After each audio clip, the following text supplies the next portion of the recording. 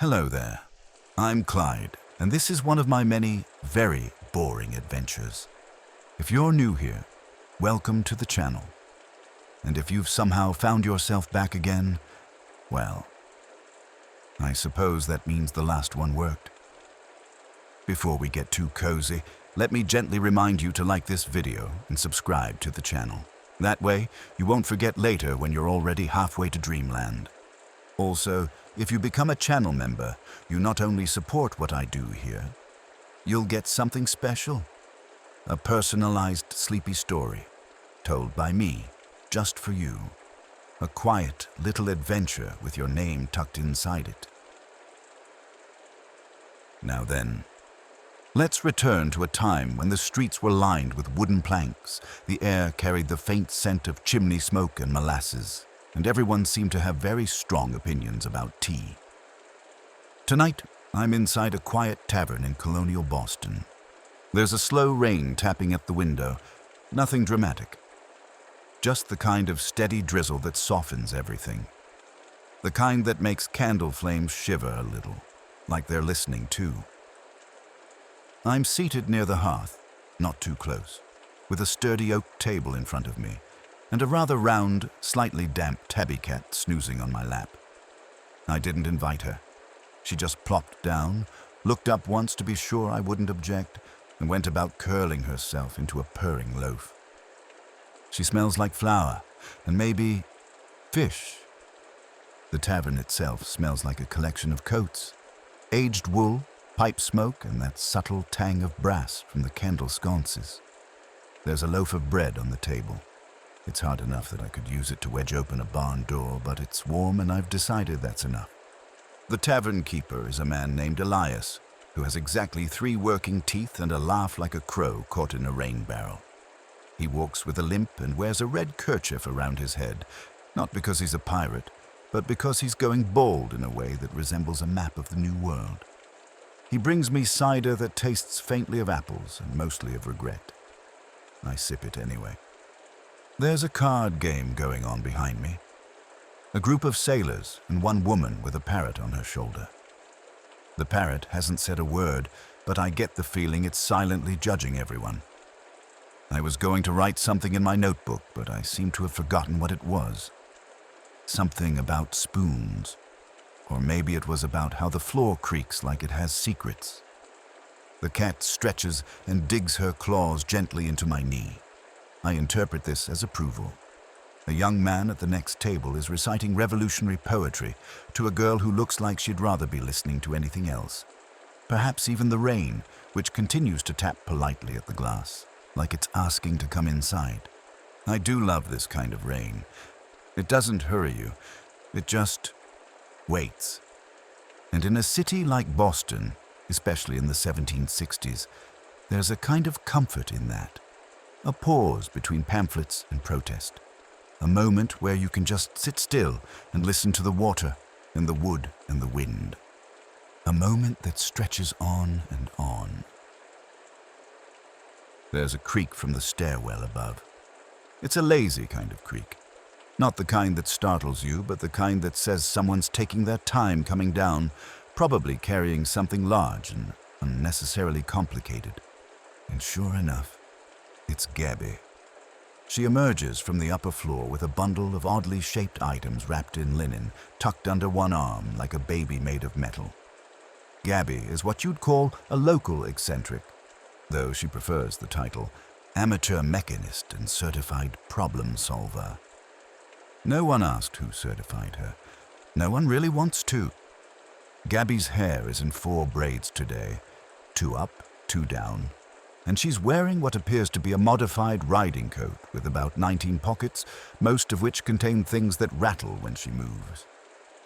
Last week she swore one of them was haunted, but it turned out to just be a leaky salt cellar.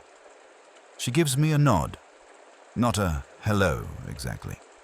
More like, I acknowledge your continued existence, which for Gabby is practically affectionate. She sits down beside me with a thunk and sets her contraption on the table. It's a mess of brass tubes, gears, and a melted candle. I don't ask what it is. She'll tell me anyway. "It's a bread softener," she says, pulling a piece of charcoal from her coat and sketching directly on the tabletop. "See, the tavern bread has the texture of roofing tile. But if I can get the heat differential just right..." The cat stretches in my lap and makes a noise like a creaky drawer. Gabby doesn't pause. Then we soften the interior without compromising the crust. I blink. She continues. "Also, it whistles when it's ready. Not a normal whistle, a tune. Haven't decided which one. Maybe Greensleeves. Maybe the minuet in G. Depends on how sentimental I'm feeling when I attach the music wheel." I nod like that makes perfect sense, which somehow it does. Gabby is the kind of person who makes the world slightly more complicated in order to make it slightly more interesting. It's a delicate balance, and not everyone appreciates it. But tonight, in this little tavern with the rain still drumming a slow rhythm on the glass, she fits right in. The poetry boy has stopped reciting. The girl with the parrot has taken to feeding it bits of dried apple, and it now looks mildly interested in the game instead of actively judging it. Gabby pulls a spoon from one of her coat pockets and places it carefully on the table next to her invention. That's the activator. I say nothing. Mostly because I've found it's better that way. She leans back in her chair, looks out at the rain, and sighs. "Good night for a storm. Do you think clouds have opinions?" I tell her I think they probably do, but that they mostly keep them to themselves, unless the wind gets involved. She nods solemnly. Figures. The tavern creaks again, not from footsteps this time, just from the sheer effort of being old and wooden and full of damp air. It reminds me of how ships groan in harbors, not unhappily, but like they're dreaming of movement. Gabby fishes a walnut out of one of her pockets and places it on the table between us. I don't ask. I just stare at it until she picks it up again and murmurs something about calibration. The candle on our table flickers. The cat purrs, and the rain keeps doing its quiet, patient work, softening the world, one rooftop at a time. Gabby's bread-softening contraption lets out a faint clink, followed by a small puff of steam that smells very faintly of nutmeg. She leans forward, inspecting it like a jeweler about to pass judgment on a suspect diamond. She mutters. "Too much cinnamon in the calibration chamber." I ask her why the calibration chamber has cinnamon at all. She blinks at me, as if I've just asked why chairs have legs. "Because otherwise the bread tastes like defeat," she replies, dead serious. I open my mouth to respond, but decide instead to break off a corner of the crusty loaf. It sounds like someone snapping a tree branch, but I dip it cautiously into the warm cider Elias left behind and take a bite. Still stale, but now slightly festive. Gabby, satisfied with the device's performance, starts rummaging in her pockets again. I hear the clink of metal, a faint jingle, and what I swear is a wind-up music box playing the first few notes of God Save the King, followed by a sheepish click as she shuts it off. "That one was for emergencies," she mumbles. The tavern door opens briefly with a gust of rain and wind, letting in a cloaked figure with muddy boots and a basket of turnips. No one looks up except the parrot, which lifts one foot in a slow, dramatic gesture of acknowledgement. The woman at the card table scratches its head absently while still beating her opponent in a game that I'm pretty sure they're inventing as they go. Gabby has now removed from her pocket a paperclip bent into a crude question mark, a small round tin of what she calls tavern wax, and a postcard from the future. She claims she found the postcard in the mud outside the blacksmith's forge. It's glossy, full color, and features a cartoon chicken with sunglasses holding a sandwich. The caption says, "Try our new rotisserie wrap." She keeps it for inspiration. Says it helps her think beyond the century. The cat shifts its weight, resettles, and begins purring again with the subtle confidence of a creature who knows it is the most important person in the room. Outside, the storm has picked up slightly. Not a downpour, just more committed now. You can hear it in the wood of the walls, in the whispery way the wind slides between the panes of the old window. The candle dances in place like it's eavesdropping on the sky. Gabby finally sets her tin and postcard aside and looks at me. What do you think they'll invent next? I say probably something that makes things louder, faster, or more complicated. She wrinkles her nose. That sounds dreadful. Then she grins. Although, imagine a bread softener with wheels. I do. It's terrifying. A few minutes pass quietly. A boot clunks upstairs. Elias laughs at something the cloaked figure says about soggy ceilings.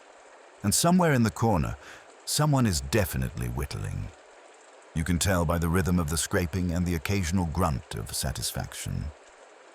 I lean back, stretch my legs under the table, and nearly knock over Gabby's entire gear-laden setup. She doesn't flinch. "Clyde," she says thoughtfully, "do you think time has a flavor?" I pause.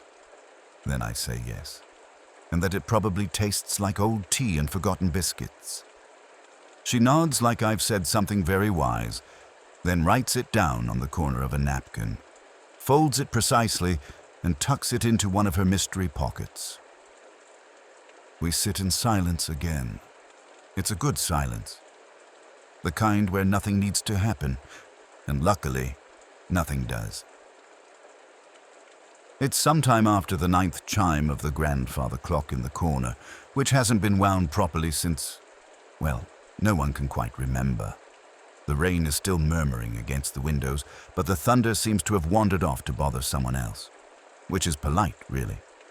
Gabby has taken to doodling on the tabletop again, this time with a bit of coal she pulled from a side pouch stitched directly into her sleeve.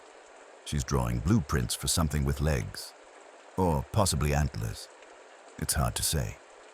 I watch her work, her brow furrowed in intense focus, while the cat in my lap slowly dissolves into a puddle of orange fur and dreams.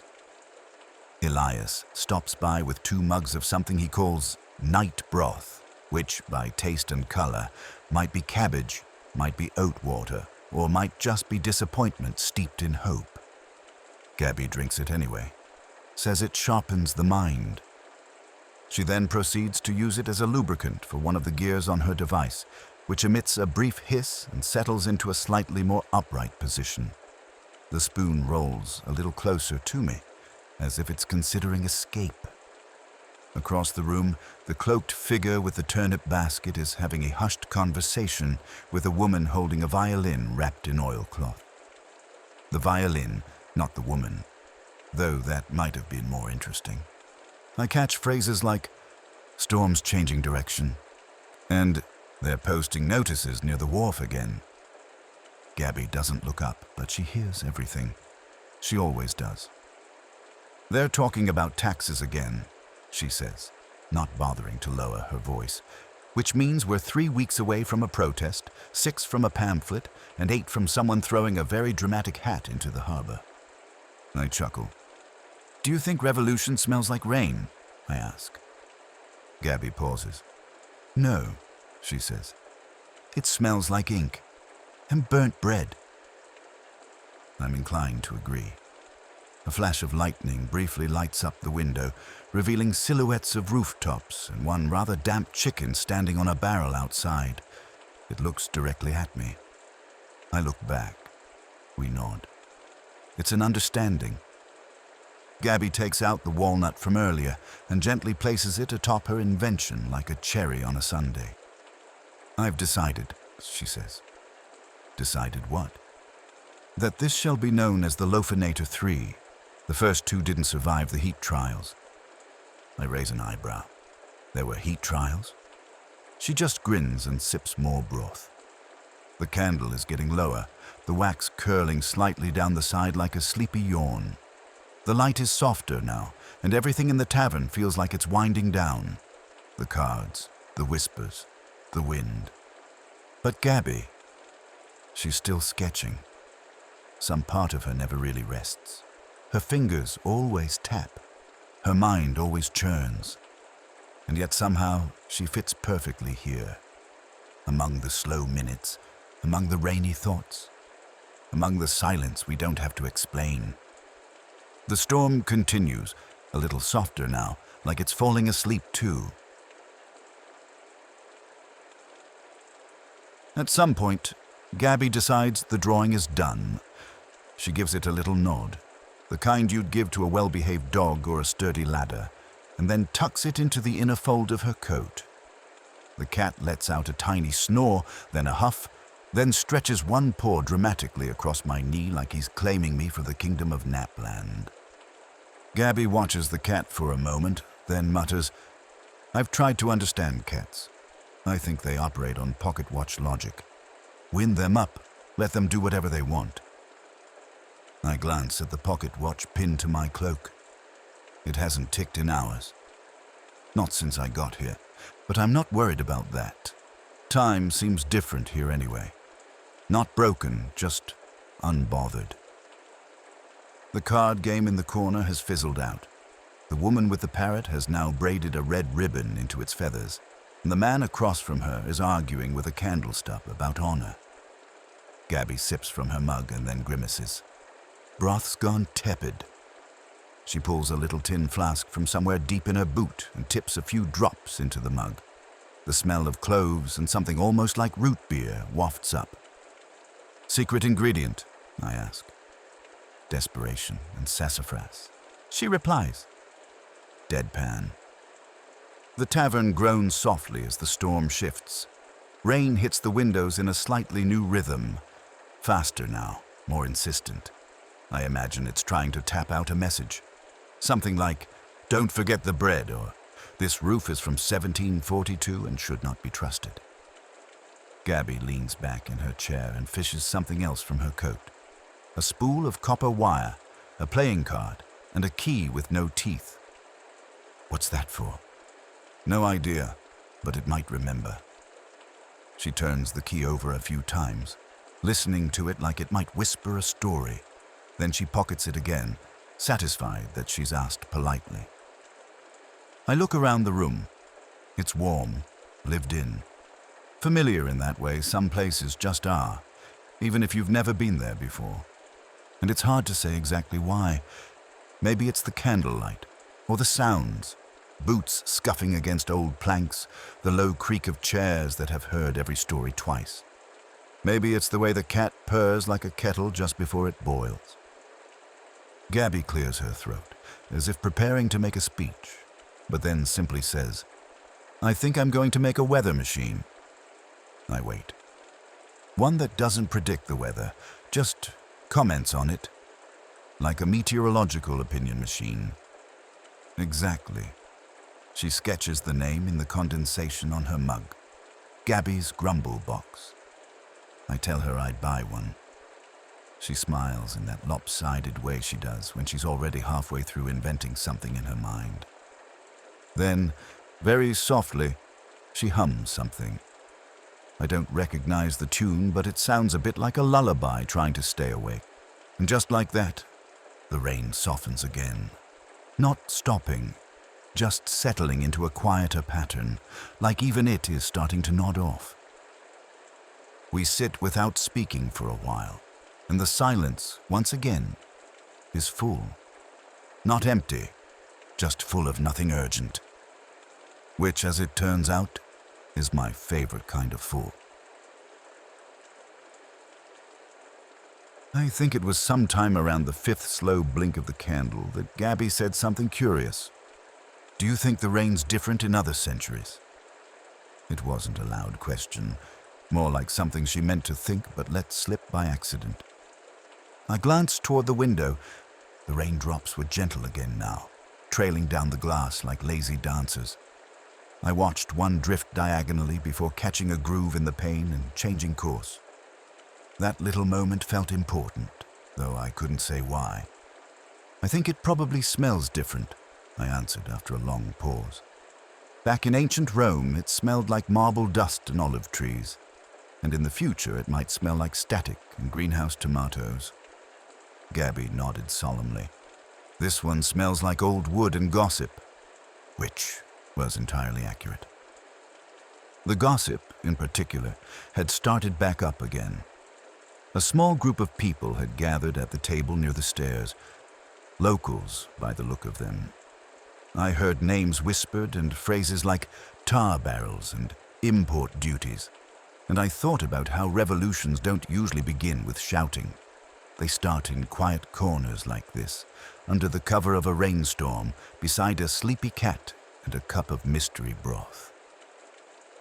Gabby pulled a small mirror from her bag, not for checking her face, but to inspect the underside of the bread softener's primary coil.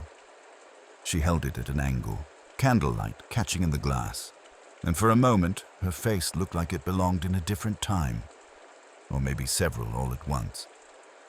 "I've been thinking about building a device that measures the weight of silence," she said. "Not sound, just the quiet." I liked that idea. She said it like it was a normal Tuesday thought. Outside, a carriage passed by slowly, wheels hissing on wet cobblestone. One of the horses neighed, but it sounded more like a complaint than a greeting. Gabby was rearranging her copper wire now, looping it into a shape that reminded me of a snail or maybe a very optimistic squirrel. The candle leaned as if to watch. "I bet the silence in this place would score high," I offered. Gabby tapped her chin. "Depends. True silence or comfortable silence?" "Comfortable." "In that case," she said, "we're at a solid 8. The cat adjusted again, now stretched full length across my lap like a fuzzy, judgmental scarf. I scratched behind its ears, and it made a sound like the lid of a teapot being lifted slowly and set back down. Gabby finally sat back, cradling her invention gently like it might fall asleep too. Her braid had slipped a little on one side, and one of her sleeves was dusted with charcoal from the sketches. But she didn't seem to mind. There was something wonderfully timeless about her in that moment.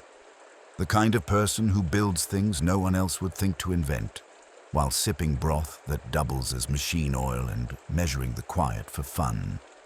The tavern had settled into that hush that only happens when everyone's in sync, not speaking, but not waiting either, just being. And the rain, ever loyal, kept whispering its lullaby to the roof. I didn't move. I didn't need to.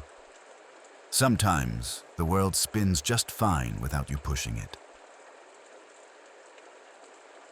The hour must have grown late, though I couldn't tell you how I knew. Maybe it was the way the candle's flame leaned more often now, as if tired of standing tall. Or maybe it was the distant hush that settles over places when the world decides it's done making noise for the day. Gabby set down her copper coil and folded her hands over it like it was something sacred. The look on her face was thoughtful but calm, the kind of expression someone has when they've just remembered a dream but aren't quite sure they want to share it.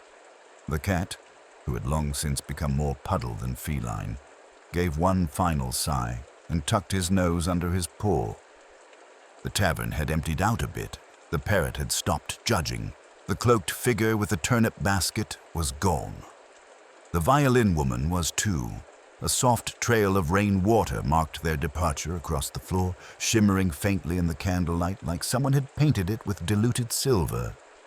Elias wiped the same spot on the bar for what must have been the 4th time, eyes half-lidded. He hadn't spoken to anyone in a while, and I wasn't sure if he was cleaning or just thinking with a rag in his hand. Gabby suddenly broke the silence. "Did I ever tell you about the time I tried to build an invisible chair?" I turned toward her slowly. "Please say yes." "It worked," she said. "Mostly. I just couldn't find it again afterward." I didn't ask for further explanation. I knew better by now. Instead, I reached into my own satchel and pulled out an object I hadn't looked at since I arrived. It was a small, flat stone, perfectly smooth, cool to the touch. It fit my palm like it had been waiting for it. Gabby glanced at it, then at me. "You thinking of heading out?" "Soon," I said, "but not just yet." She gave a little smile, the soft kind that doesn't show teeth but still feels honest. Then she leaned her elbows on the table and watched the candle flame flicker. We sat like that for a long while. No words, no inventions. Just the occasional creak of old wood and the sound of rain being rain. It was the kind of quiet that settles into your bones, the kind that doesn't ask questions, the kind you carry with you even after you leave a place. Eventually, the candle reached its end. The wick whispered goodbye and the flame curled into smoke. The tavern went darker, but not unpleasantly so. Just quieter. Gabby stood and stretched. Her device let out a soft clunk as she slid it gently into her satchel. The cat opened one eye, decided nothing important was happening, and went back to sleep. "I'll see you again, won't I?" she asked, not looking at me directly. "Always," I said. She nodded and made her way toward the stairs, her boots creaking slightly as she went. And then I was alone again. Just me and the stone. It had started to glow faintly, the barest pulse of light. It didn't hum, not yet, but it would. Soon. I looked around one last time, at the empty tables, at the puddle by the door, at the crumbs on the wood and the dent where someone had dropped a tankard decades ago. It was all so wonderfully ordinary, and I liked that. Then finally I closed my hand around the stone, and the rain outside seemed to pause for just one breath before continuing on. I don't remember standing. I don't remember the moment I slipped the stone into my pocket or how the room seemed to lean just slightly as I did. But suddenly, I was up, and everything was the same, except it wasn't. The tavern had that quality of a place being folded back into memory, the way a storybook creaks just a little when you close the cover, as if it knows. The rain continued outside, steady, reliable, like a background thought the world didn't want to let go of just yet. I turned once to glance back toward the stairs where Gabby had vanished. Her tinkering spirit still hung in the air, like cinnamon, brass, and chalk dust. There was a half-drawn doodle on the tabletop where she'd been. A coil, a cat, and what might have been a teacup or a hat, depending on your mood. I didn't touch it. I just smiled. The cat, loyal to the very end of its nap, stayed asleep in my vacated chair. I whispered thanks to him. For the warmth, for the quiet company. He flicked one ear and continued dreaming. I stepped quietly to the door. Elias gave me a sleepy nod, still nursing a mug of something that might have been the same cup of cider I'd had hours ago. "Might be clear by morning," he muttered. "Let's hope not," I replied, my hand on the latch. He smiled at that, like someone who understood the comfort of a lingering storm. Outside, the air was soft and wet and full of stories, the kind that stick to your boots and your memory alike. I looked up. The clouds hung low, content to stay a while longer, and I didn't mind. With one last look at the flickering window panes, I stepped out into the street. The cobblestones were slick, puddles glowing in the scattered lamplight, and somewhere in the distance, a rooster made the odd choice to crow. Too early or too late, it didn't really matter. I walked slowly. The stone in my pocket began to hum. That gentle pulse, that familiar glow, like a yawn from the universe itself. I passed the whittler from earlier, now asleep on a bench with a half-carved duck still in his hand. A posted notice flapped gently on the wall nearby. Something about tea, or taxes, or both. And then the air changed. The color shifted. My footsteps no longer echoed the same way. I paused at the edge of the lane just long enough to feel the moment take hold, the time between heartbeats when everything adjusts. Just like that, I was gone. Off again, to somewhere else entirely. Somewhere boring, somewhere beautiful, somewhere that needed a listener, because there is always another quiet place, always another rainy window, another half-finished invention, another good silence, and maybe, if I'm lucky, another cat. So wherever you are now, in your bed or your favorite chair, or just barely clinging to the edge of this sentence, drift, I'll meet you there. And we'll listen to the rain